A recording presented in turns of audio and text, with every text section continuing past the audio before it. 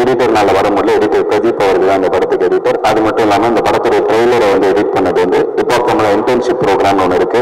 வருஷம் 6 கல்லூரி மாணவர்கள் வந்து ஹிப்ஹாப் தமிழில் இன்டர்ன்ஷிப் பண்ணி அதுலேருந்து அதுலேருந்து ஒரு வருஷத்துக்கு ஒருத்தர் நாங்கள் வேலைக்கு எடுப்போம்.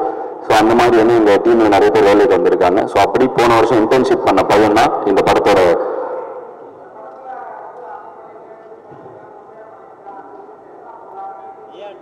நான் சொல்லமா இன்னும் அதான் நான் எதுவுமே சொல்லலைண்ணா.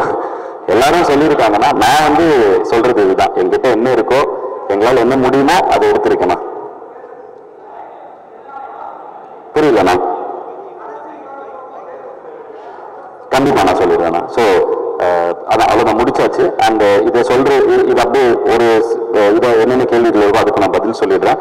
பதில் சொல்லும்போது என் கூட வந்து என்னுடைய டீமும் கூட நின்றுட்டா ரொம்ப சந்தோஷப்படுறேன். அதுக்கு என்னுடைய டைரக்ஷன் டீம், என்னுடைய இது எல்லாரையுமே நான் கூப்பிட்டுறேன்.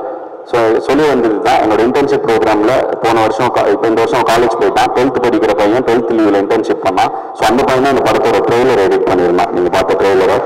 ஸோ அவன் காலேஜ் முடிச்சுட்டு அவனுக்கான சீட் ஹிப்ஹாப் தமிழ் எப்பவுமே ஓப்பனாக இருக்கும். அண்ட் ஹிப்ஹாப் தமிழ் இன்டர்ன்ஷிப் ப்ரோக்ராமில் ஒர்க் பண்ணி எங்களில் சேர்ந்த 2 டைரக்ஷன் டீமில் 2 பேர் இருக்காங்க, எங்கள் மார்க்கெட்டிங் டீமில் ஒருத்தர் இருக்காங்க. ஸோ அந்த மாதிரி ஒரு பெரிய குடும்பமே இன்னைக்கு சேர்ந்துருக்கு. அண்ட் இந்த படத்தை பொறுத்த வரைக்கும் ப்ரொடக்ஷன் டீம் ஆகட்டும், டைரக்ஷன் டீம் ஆகட்டும், எல்லாருமே ஒரே டீம் தான். ஸோ வந்து இது மார்க்கெட்டிங், டிஜிட்டல் எல்லாமே ஒரே டீம் தான். ஸோ நாங்கள் எல்லாரும் ஒரே ஃபேமிலி தான். அண்ணன் கேட்பார் எப்படி ஃபேமிலி கூட டைம் ஸ்பெண்ட் பண்ணுறீங்கன்னு. என் ஃபேமிலியே இதில் தான் ஒர்க் பண்ணிருக்காங்க. ஹிப்ஹாப் என்டர்டைன்மெண்ட்டில் தான் ஜீவாலேருந்து ஒய்ஃப்லேருந்து எல்லாருமே இதில் தான் ஒர்க் பண்ணிருக்கோம். ஸோ அதனால வந்துட்டு அப்படி இருந்தனால தான் எங்களால் இதை பண்ண முடிஞ்சது. ஸோ என்னோட ப்ரொடக்ஷன் டீம், டைரக்ஷன் டீம் எல்லாரும் நிறைய கூப்பிட்டுட்டு நான் எல்லாரோட கேள்விக்கும் பதிலும் சொல்லிடுறேன். வந்துடுங்க, ஒரு ஃபோட்டோக்காக வந்து நின்றுங்க. So action co director, Bharath pipeline manager. And இந்த படத்தில் முக்கியமான ஒரு இது என்னன்னா, இந்த படத்துடைய விஎஃப்எக்ஸ் வந்து நாங்கள் தொடங்கின நிறுவனம் மூலமாக பண்ணது 85 விஎஃப்எக்ஸ்ங்கிற கம்பெனி. ஜீவா தான் இந்த படத்தோட விஎஃப்எக்ஸ் டைரக்டர். ஸோ நான் பிஹெச்டி பண்ணுறப்ப ஜீவா விஷுவல் எஃபெக்ட்ஸ் கோர்ஸ் எடுத்து அடுத்த தளத்துக்கு போனோம்னா நம்ம படிப்பு ரொம்ப அவசியங்கிறது நாங்கள் அடிக்கடி சொல்கிறோம். அதுக்கு இன்னொரு உதாரணம் இதுதான். நாங்கள் வந்து இதை பண்ணிட்டு இருக்கப்ப நான் வந்து பிஹெச்டி படிக்க போனேன், ஜீவா வந்து விஎஃப்எக்ஸ் படிக்க போனேன். ஸோ அந்த ஒரு கேப்பில் படித்து முடிச்சு ஒரு விஎஃப்எக்ஸ் கம்பெனியை நாங்கள் இந்த படத்துக்காக தொடங்கி இன்னைக்கு அதில் கிட்டத்தட்ட ஒரு 10-15 பேர் வேலை பார்த்துட்டு இருக்காங்க. நிறைய ஃபாரின் கம்பெனிஸ் கூட டைப் பண்ணி இந்த படத்துக்கான விஎஃப்எக்ஸ் ஒர்க்கையும் பண்ணியிருக்கோம். ஸோ ஜீவா தான் இந்த படத்துடைய விஎஃப்எக்ஸ் டைரக்டர், முக்கியமாக இன்னொரு டெக்னீஷியனும் கூட, மியூசிக் டைரக்டர் மட்டும் இல்லாமல். ஸோ அண்ட் அது போக எங்களோட எக்ஸிக்யூட்டிவ் ப்ரொடியூசர் ஹிப்ஹாப் தமிழ் என்டர்டைன்மெண்ட்டை அவரோட ப்ரொடக்ஷனை அவர் தான் ஹெட் பண்ணுறாரு. அவரையும் மேடை கழிக்கிறேன். வாசு அவர்கள் அவரையும் மேடை கழிக்கிறேன். தமிழ் இண்டா மூமெண்ட்டுடைய ரிசர்ச் ஒர்க்ஸ் இளங்கோ அவர்கள் இந்த படத்துக்காக நிறைய ரிசர்ச் பண்ணி கொடுத்தாரு. அவரையும் மேடை கழிக்கிறேன். எங்கள் production manager, production controller, production managers எல்லாரையும் மேடை கழிக்கிறேன். அண்ட் இந்த படத்தில் அசிஸ்டன்ட் டைரக்டராக வேலை பார்த்தவங்க எல்லாருமே இதுதான் முதல் படம் அசிஸ்டன்ட் டைரக்டராக. அவங்களுக்கு சினிமா கம்ப்ளீட்டாக புதுசு. ஃபார் எக்ஸாம்பிள் இந்த பையன் ஒரு சார்ட்டர்ட் அக்கௌண்டன்ட், சிஏ தான். ஸோ இவனுடைய ஸ்கில்ஸை எப்படி ஒரு சிஏ பையனை வச்சு என்ன பண்ண முடியும், அவனுக்கான டிபார்ட்மெண்ட்டை தனியாக பிரித்து அவன் ஃபுல்லாக அதுக்கான அக்கௌண்டிங் எல்லாமே அந்த இது பண்ணிப்பான், ரெக்குயர்மெண்ட்ஸ் எழுதிப்பான். ஸோ அப்படி தான் இதை பண்ணோம். ஸோ இந்த படத்தை வந்து தான் எங்களுடைய டீம். இந்த யாராவது இருந்தீங்கன்னா ப்ளீஸ் மேடைக்கு வந்துடுங்க. எங்களோட டீம் யாராவது பார்த்திபன் நீங்கள் வந்துட்டீங்களா? ஸோ இந்த மாதிரி ஜேபி எல்லாம் வந்துடலாம், எல்லாரும் டீமுக்கு வந்துடுங்க. அண்ட் இந்த படத்துடைய ப்ரொமோஷன் சதீஷ் பார்த்துக்கிறாரு. ஸோ சதீஷ்க்கு நன்றி. அண்ட் இதை வச்சு இப்படி படத்தை பண்ணோம். அண்ணன் கேட்ட மாதிரி இதில் என்ன புதுசாக இருக்குன்னா, இதுவே எங்களுக்கு புதுசு தானே. எங்களுக்கு வந்து ப்ரொடியூஸ் பண்ண இந்த ஒரு மொமெண்ட்டே புதுசு. இந்த படத்தில் என்ன, இந்த படத்தோட இது ஒரு வரியில் சொல்லிடலாம். இதில் 10ஆம் நூற்றாண்டில் வாழ்ந்த சிவவாக்கியார் அப்படிங்கிற ஒரு சித்தருடைய கவிதை ஒன்று இருக்கு. கறந்த பால் முளை புகா, கடைந்த வெண்ணெய் மோர் புகா, உடைந்து போன சங்கினோசை உயிர்களும் உடற்புகா, உதிர்ந்த பூவும் முறிந்த காயும் மீண்டு போய் மரம் புகா, இருந்தவர்கள் பிறப்பதில்லை இல்லை இல்லை இல்லையே, கோயிலாவதேதடா குளங்களாவதேதடா, கோயிலும் குளங்களும் கும்பிடும் குலாமரே, கோயிலும் மனத்துலே குளங்களும் மனத்துலே, ஆவதும் அழிவதும் இல்லை இல்லை இல்லையே அப்படிங்கிற ஒரு 10ஆம் நூற்றாண்டை சேர்ந்த பாட்டு தான் இந்த படத்தோட அடிக்கருத்து. அதாவது இன்னைக்கு வரைக்கும் ரிலவெண்டா இருக்கக்கூடிய ஒரு கருத்து. இதை பிற்காலத்தில் லா ஆஃப் கன்சர்வேஷன் ஆஃப் எனர்ஜின்னு சொல்றோம் இல்லையா. Energy can either be created not destroyed, but can be transform from one form to another. அதுதான் வந்து சித்தர் 10ஆம் நூற்றாண்டுல சிவவாக்கியார் சொல்லியிருக்காரு, ஆவதும் அழிவதும் இல்லை இல்லை இல்லையே அப்படிங்கிற மாதிரி. ஸோ இந்த மாதிரி ரெலவெண்டா இன்னைக்கும் இருக்கக்கூடிய ஒரு பாட்டை, சிவவாக்கியாருடைய பாட்டு இது. ஸோ அதே இந்த படத்துடைய அடிநாதமா, அதுதான் இந்த தீம் சாங் ஆகும். நீங்க கிளிம்ஸ்ல பாத்தீங்க, இந்த படத்துடைய அடிநாதமா அது இருக்கு. அண்ட் இந்த படம் முழுக்க முழுக்க இருக்கிற ரிசோர்ஸஸ் வச்சு எடுத்தாலும் நீங்க திரையில பார்க்கும்பொழுது பிரம்மாண்டமா இருக்குங்கிறத நாங்க பார்த்துட்டனால நாங்க நம்புறோம். பார்க்குற மக்களுக்கும் அது அப்படி இருக்கும்னு எங்களுக்கு நம்பிக்கை இருக்கு. அண்ட் ஆனா வேற ஏதாவதுனா கேள்வி நீங்க கேட்ட கேள்வி என்ன புதுசா இருக்கு அப்படின்னா இதானே படமே கொஞ்சம் தெரியல எப்படி இருக்கணும் மக்கள் பார்த்து தான் சொல்லணும். அவங்க சொல்றாங்க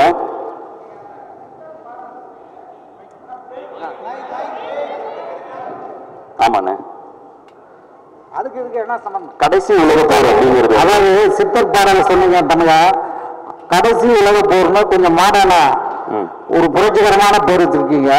அதுக்கு இதுக்கு என்ன சம்பந்தம்? படத்துல என்ன புரட்சி பண்ணிருக்கீங்க அந்த விஷயத்தை சொல்லுங்க. இல்ல நான் கடைசி உலக போர் அப்படின்னு என்னன்னா முதலாவது உலக போர், இரண்டாம் உலக போர், மூன்றாவது ஒரு உலக போர் நடந்துச்சுன்னா இன்னைக்கு இருக்கிற டெக்னாலஜியில நடந்துச்சுன்னா அதுதான் அந்த உலகத்துடைய கடைசி போரா இருக்கும். ஏன்னா அதுக்கப்புறம் இந்த உலகமே இருக்காதுங்கிற தான் ஒரு நிதர்சனமான உண்மை. ஸோ அழிந்து போய்விடும் உலகம் நாம் அனைவரும் சண்டையிட்டு கொண்டாளுங்கிற ஒரு கருத்து. ஸோ அதனாலதான் இந்த படத்துடைய பேர் கடைசி உலக போர் அப்படின்னு வச்சிருக்கோண்ணே. ரொம்ப நன்றி. ஏன்னா ஹாலிவுட் ஸ்டைல்ல பேர் இருக்க அதனால எப்படி இருக்குன்னு கேட்டேன். இதுதானே அதுக்கான பெயர் காரணம் இதுதான். அண்ட் இந்த படத்துல பாடின சிங்கர்ஸ் எல்லாரும் வந்திருக்காங்க. அவங்களையும் மேடை கலைக்கிறேன். எல்லாரும் சேர்ந்து ஒரு படம் எடுத்துக்கலாம். மேடை வந்திருக்கிற சிங்கர்ஸ் எல்லாரும் ப்ளீஸ். சின்ன பொண்ணக்கா, கரிஷ்மா, மீனாட்சி இளையராஜா, கௌஷிக் கிருஷ், ராஜன் செல்லையா, ராகு. அண்ட் இந்த படத்துல என்னோட சேர்ந்து பாடல்கள் எழுதின விக்னேஷ் ஸ்ரீகாந்த் அவர்கள். விக்னேஷ் வந்து எனக்கு தெரிஞ்சு நான் தான் ஃபர்ஸ்ட் படம் வந்து போன படம் பண்ணாரு, வீரன்ல ஒரு பாட்டு எழுதினாரு. இன்னும் அவர் ரொம்ப பிடிச்சி போய் இந்த படத்துல அனைத்து பாடல்களும் நானும் அவர் தான் எழுதியிருக்கோம். ஸோ விக்னேஷ் ஸ்ரீகாந்த் இதுதான் இந்த படத்துடைய ராக்குக்கு தான் முதல் படம். ஒவ்வொரு படத்துலையும் அதாவது இண்டிபெண்டன்ட் ஆர்டிஸ்ட் இன்ட்ரடியூஸ் பண்ணுவோம். இந்த படத்துல ராக்கு இன்ட்ரடியூஸ் பண்ணியிருக்கோம். So very talented youngster. So Kaushik Krish என் கூட அடிக்கடி பண்ணிட்டு இருக்காங்க. கரிஷ்மா உங்க மியூசிக்ல அந்த அம்மா எல்லாம் பாடிருக்காங்களா? அண்ணா நானும் சின்ன பொண்ணாக்காவும் ஒரு காம்போ அந்த பாட்டுல ஒரு 2 பேரும் பாடி காட்டுங்க. கண்டிப்பாண்ணே. கண்ணமாடி நிக்க சொன்னா நிக்கணுமா, இல்ல கைய கட்டி நிக்க சொன்னா நிக்கணுமா, காலத்துக்கு எட்டபாடி மாறணுமா, இல்ல வேட்டையாடு வேங்க என்ன ஓடணுமா, ஆல ஆல அடக்குற ஆல உடைக்கிறபடி நாங்க விளையாட, மேலே மேலே பறக்கணும் மேலே கழுகா மாறுவ மலை மேலே. பூம்பாஸ்டிக் வெட்டு ஒன்று பீடு 2. Thank you cos. அக்கா கூட தொடர்ந்து பண்ற எல்லா பாடல்களுமே எனக்கு ஹிட் அமைஞ்சிருக்கு. வேங்கமாவன் ஃபர்ஸ்ட் பாட்டாகட்டும், இப்போ இதாகட்டும். ஸோ இதுதான் எங்கள் படத்தில் வந்திருக்கு. சிங்கர்ஸ் எல்லாரும் இன்னும் ஒரு ஃபோட்டோ எடுத்துக்கலாம். டைரக்ஷன் டீம் இந்த பக்கமும், சிங்கர்ஸ் இந்த பக்கமும். ஸோ நாங்கள் எல்லாரும் கிட்டத்தட்ட ஒரே டீம் தான். இப்போ கான்சர்ட்டுக்கும் ஒன்றா தான் சுற்றிட்டு இருக்கோம். ஸோ வந்துட்டு இப்போ இதுதான் எங்களுடைய team. And thank you all for coming. இன்னொரு கேள்வி இருக்கா? ஓகே கேட்கலாம், கேளுங்கண்ணே. போட்டோ எடுத்துக்கலாமாண்ணே? எங்க அடுத்து அவங்க காஸ்ட் அண்ட் க்ரூ கூடயும் போட்டோ எடுத்துக்கணும்னு ரொம்ப ஆசைப்பட்டாங்க. ஸோ அதனால அவங்க ஆசையும் அது நிறைவேற்றிடுறேன். கேள்வி இருந்தால் கேட்கலாண்ணே, நான் அப்படியே பதில் சொல்லிடுறேன். நேரமின்மை காரணமாக தான் டக்குன்னு முடிக்கிறோம். ஏன்னா ஒரு 10 நிமிஷம் தான் இருக்குன்னு சதீஷ் சொன்னாரு.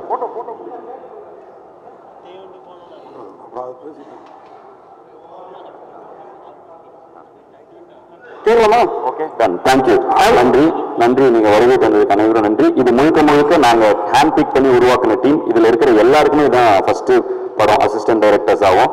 இன்னும் நிறைய பேர்னால வர முடியல. ஸோ வந்துட்டு ஆல் தி பெஸ்ட் டீம். நடிக்கிறாங்க. அதாவது உங்க படங்கள்ல வந்து கடைசி உலக போர், நான் உங்க படங்கள்ல வந்து காதல் போர் நல்லா இருக்கிறேன். இந்த படத்துல அதோட பக்கம் இருக்குது. காதலும் இருக்குண்ணே படத்துல. காதலும் இருக்கு. அதை தாண்டி நிறைய விஷயங்கள் இருக்குண்ணே. ஆக்ஷன் இருக்கு. ஜானரா சொன்னா காதல் இருக்கு, ஆக்ஷன் இருக்கு, நிறைய விஷயங்கள் இருக்கு.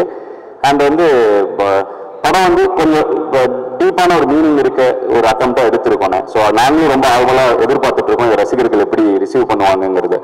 லவ் இருக்குண்ணே. படங்கள்ல மொத்தம் 9 பாட்டு இருக்குண்ணே. ஆனா படத்துல எந்த பாட்டும் எல்லாமே பேக்ரவுண்ட் ட்ராக்காக தான் வருது. படத்துல எதுவுமே பாடல்களாக வரதில்லை. பட் ஆனால் படத்துல 9 பாட்டு இருக்கு. ஸோ அதுவே ஒரு வித்தியாசமான முயற்சி தான் எங்ககிட்ட இருந்து. ஏன்னா நாங்கள் பொதுவாக படத்துல நிறைய பாடல்கள் இருக்கும். ஸோ அதுவே ஒரு வித்தியாசமான முயற்சி தான். அதே மாதிரி இப்போ இந்த சித்தர் பாடல் கேட்ட பிறகுதான் இப்போ அந்த அந்த பாடல் அந்த மாதிரி பாடல்களை பார்த்துதான் இப்போ பாடல்களே பாடி இருக்கிறாரோ அப்படின்னு தோணுச்சுங்க. அந்த மெட்டை ஏற்ற இறக்கமா பாடுவீங்களா? நான் தொடர்ந்து இப்போ தமிழ்நாடு இயக்கத்தில் நாங்கள் தொடர்ந்து தமிழ் சார்ந்த விஷயங்கள் ஹிப்ஹாப்னாலும் ஹிப்ஹாப் தமிழானாங்க. ஸோ அதனால அங்கே பார்த்தீங்கன்னா பாரதியார் அவரே ஒரு பெரிய ராப்பர் தான். ஸோ அவருடைய நடையிலுமே அந்த ரேப் இருக்கு. ஸோ தொடர்ந்து அந்த மாதிரி விஷயங்கள் இன்ஸ்பயர் ஆகி தொடர்ந்து நாங்கள் எங்களோட கலைப்படைப்பை கொடுத்துட்டு இருக்கோம். கண்டிப்பாக இந்த மாதிரி எல்லா தமிழ் இலக்கியங்கள் இருக்கிற விஷயங்கள்ல கண்டிப்பாக நாங்கள் இன்ஸ்பயர் ஆகி அதை புது வடிவத்தில் கொடுத்துட்டும் இருக்கோம். கண்டிப்பாக அதில் தான் இன்ஸ்பயரும் ஆகிறோம். அதே மாதிரி சுந்தர் சி சார் எப்போதும் அந்த படங்களை அதிகம் அவர் தயாரிப்பாரு. இந்த படத்தை நீங்களே தயாரிக்க காரணம் ஒரு சூப் போஸ்டாக வர காரணம் எல்லாம் ஏன்னா இதுல ஜாஸ்தி லாபம் எடுத்துலாம் நீங்க எடுத்துட்டீங்களா ப்ரொடியூசரா? ஆனால் லாபங்கிறது வந்து நான் அது எல்லாத்தையும் தாண்டினேன். நான் வந்து ஒரு ஆர்டிஸ்ட். எனக்கு வந்து ஆர்ட்டை தொடர்ந்து பண்ணிக்கிட்டே இருக்கிறது ரொம்ப ஆசைனே. என்னோட ஆர்ட்டை எப்போ நான் இருக்கிறதுலே ஃப்ரீயாக பண்ண முடியும் அப்படின்னா வந்து நானே அதை கிரியேட் பண்ணி நானே ஏன்னா வந்து ஒரு ப்ரொடியூசர்னா அவருக்கு வந்து ஒரு கன்ஸ்டன்ட் இருக்கலாம். எனக்குன்னு ஒரு மார்க்கெட் இருக்கு, அதுக்குள்ள படம் எடுக்கணும், அந்த மாதிரி கன்ஸ்டன்ட் இருக்கலாம். அதே மாதிரி ஒரு டைரக்டர்னா அவருக்கு ஒரு தாட் இருக்கும், நான் இதுக்கு தான் செட் ஆவேன்னு. ஸோ இது எல்லாமே சேர்ந்து நாங்களே பண்றப்ப நாங்கள் இந்த மேலே வைக்கிற நம்பிக்கையை எங்கள் ரசிகர்களுக்கு நான் கொண்டு போய் சேர்க்கணுங்கிற கருத்தை எந்த ஃபில்டரும் இல்லாமல் கொடுக்க முடியுதுன்னு. ஸோ அதனால வந்துட்டு இது லாபத்துக்காக பண்ணணும்னா இது மிகப்பெரிய ரிஸ்க்குண்ணே. அந்த படம் என்னோட எல்லா ஃபார்மேட்ல இருந்தும் உடச்சி ஒரு படம் பண்ணியிருக்கோம். ஸோ அதனால அப்படி பார்த்தா அதுக்கான இது இல்லைன்னா நாங்கள் வந்து அதான் இருக்கிற எல்லா ரிசோர்ஸஸையும் போட்டு ஒரு படத்தை எடுத்துட்டோம். இதுல இருந்து வந்தா அடுத்து திரும்பவும் படம் எடுப்போம். அந்த மாதிரி இதில் தான் இருக்கும். ஆனால் நாங்கள் வந்து எல்லாருக்கும் தெரிஞ்சதான் நீங்கள் எங்களை இங்கிருந்து பார்த்துட்டு இருக்கீங்க எல்லாரும். ஸோ கொஞ்சம் கொஞ்சமாக படிப்படியாக தான் வளர்ந்துட்டு இருக்கோம். எங்களால் ஒரு படத்தை எடுக்க முடியுங்கிற அளவுக்கு பொருள் சேர்ந்தோன்னா அது எல்லாத்தையும் போட்டு ஒரு படத்தை எடுத்துட்டோன்னே. அண்ணன் தான் முதல்ல ஆசீர்வாதம் பண்ணாரு எங்களுக்கு, எதிரா தம்பி அப்படின்னு. ஸோ வந்து என்னை எப்படி வந்து ஆரம்ப காலகட்டத்தில் பொடி பையனா வந்தப்போ வந்து பாட்டு பண்ணிடுவாடா தருணம் பொழுதுனா என்னன்னு தெரியுமாங்கிற மாதிரி இன்னும் வரைக்கும் அண்ணா கரெக்டாக பண்ணிவிடு ஆல் த பெஸ்ட் அப்படிங்கிற ஒரு இதில் இருக்காரு. ஸோ அண்ணனோட வாழ்க்கை இன்னைக்குமே எனக்கு இருக்குன்னு என் பசங்களோட நட்பு இருக்கு, எனக்குள்ள நம்பிக்கை இருக்கு.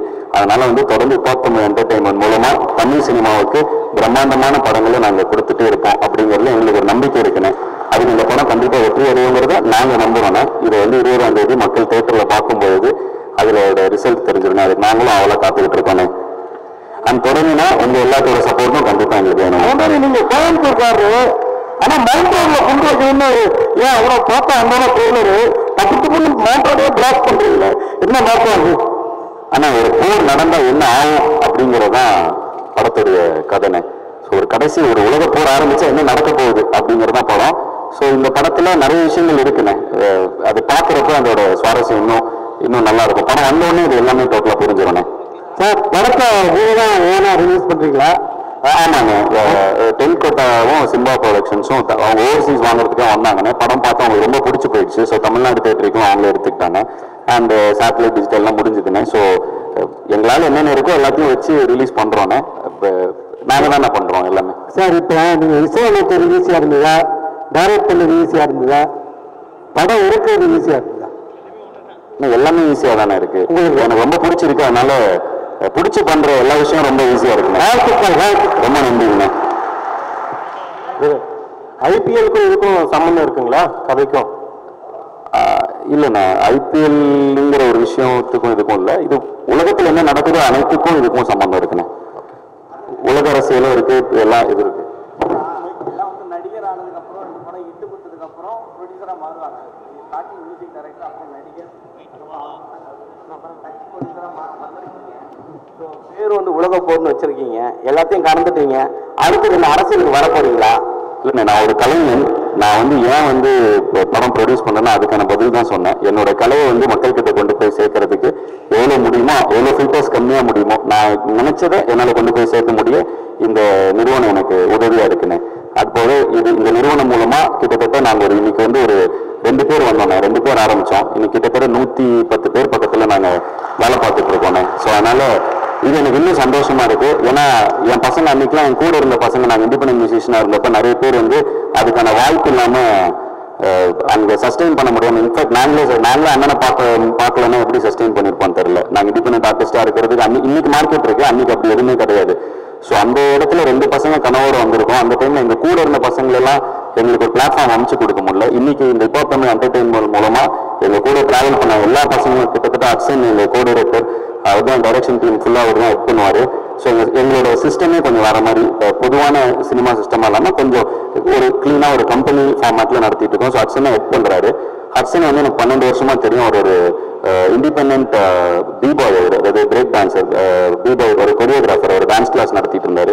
இந்த படம் ஆரம்பிச்சு ப்ரொடக்ஷன் ஆரம்பிச்சோன்னா வாங்க படம் ஆரம்பிச்சிட்டேன் வாங்கன்னு. ஸோ இது மாதிரி ஒவ்வொரு ஃபீல்டில் இருக்கவங்க எல்லாருமே, அஜய் வந்து சிஏ, வந்து ஒரு சார்ட்டர்ட் அக்கௌண்டன்ட்.